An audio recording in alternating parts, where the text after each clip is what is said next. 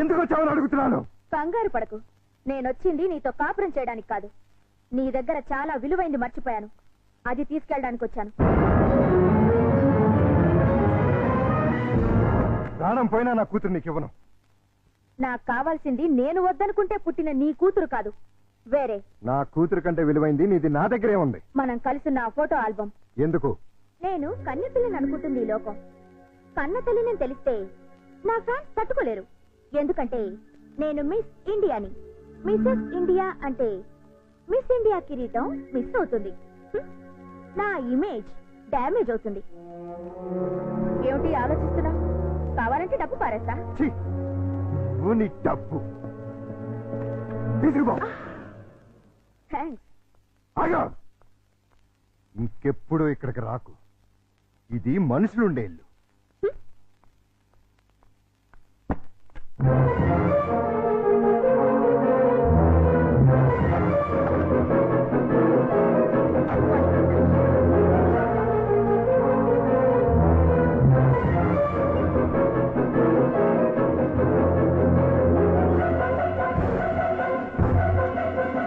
ప్రతాప్, ఇంత రాత్రి పూట మిస్ ఇండియా మీ ఇంటికి వచ్చిందేంటి?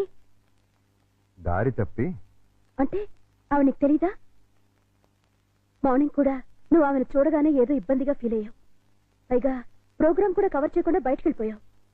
దేనికి? నిజం చెప్పు, ఆమె ఖచ్చితంగా నీకు తెలుసు. లేకపోతే ఇంత రాత్రిపూట ఒంటరిగా రాదు. ఎవరావిడ? మా ఆవిడ ఒకప్పుడు.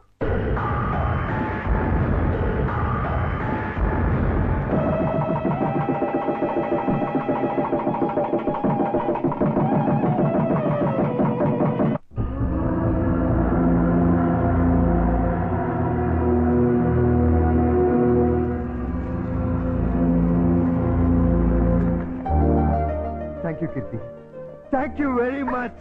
వదలండి. అయ్యో, నిన్ను ఇంకా 5 నిమిషాలు కూడా వదలను. ఏమైంది? నీ కూతురు ఎంత పని చేసిందో తెలుసా? ఏం చేసింది? నిన్ను తాతని నన్ను తండ్రిని ఒకేసారి చేసేసింది. నిజమా? ఎంత మంచి మాట చెప్తావు అల్లుడు. నా బంగారు తల్లి. లవంగా 10 కిలోలు స్వీట్లు పడరా. హాస్పిటల్కి వెళ్దాం పదండి. ఏ, కడుపులో ఏమైనా ఇబ్బందిగా ఉందా? కడుపే ఇబ్బందిగా ఉంది. ఏమిటి నువ్వు అనేది? నాకు ఇప్పుడప్పుడే పిల్లలొద్దు. ఏ? పిల్లలు పుడితే నా నడు ముడతలు పడిపోతుంది, పొత్తి కడుపు పెరిగిపోతుంది, నా అందం మొత్తం చెడిపోతుంది. ఓసి పిచ్చి మొహమా, అమ్మ అవటమే ఆడదానికి అసలైన అందం. అది అందం కాదు, బంధం.